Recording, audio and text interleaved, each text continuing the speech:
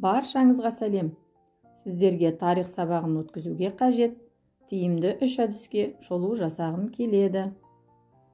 Қатесін тап әдісі. Оқушыларды жұпқа бөліңіз. Әр жұп сабақ тақырыбына байланысты 3 ұйғарым жазады. Оның біреуі жалған болып табылады. Өз ұйғарымдарын басқа жұпқа береді. Екінші жұп ұйғарымды оқиды және 3 жауаптың қайсысы дұрыс еместігін талқылайды. Бұл әдісті тарих пәнінде кез келген жаңа сабақты бекітуде және өткен тақырыпты тексеру мақсатында қолдануға болады. Біреуі үйде, үшеуі қонақта әдісі. Мұғалім сабақтың тақырыбы мен мақсатын ашады.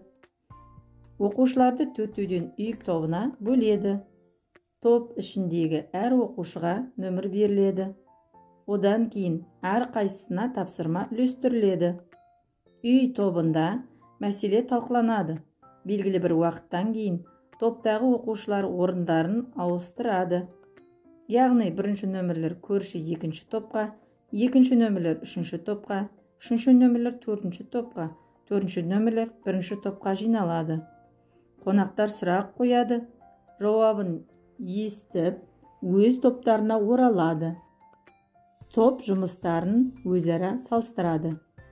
Тыңдайтын үштік әдісі. Оқушылар 3 адамнан тұратын топта бірлесіп жұмыс істейді. Спикер мұғалімнің нұсқаулығы бойынша тақырыпты түсіндіреді, немесе берілген мәселе туралы өз ойымен бөліседі. Интервьюер мұқият тыңдайды және егжей-тегжейін анықтау үшін сұрақтар қояды. Хатшы үдерісті бақылайды және спикерге де, интервьюерге де кері байланыс береді. Рөлдермен ауысып отыруға болады. Бұл әдісті тарих пәнінде кез келген тақырыпты ашу үшін қолданылады. Зейін қойып тыңдағандарыңызға рахмет. Сіздерге ұнаса каналыма жазылып, лайк басып, бөлісіп қойыңыздар.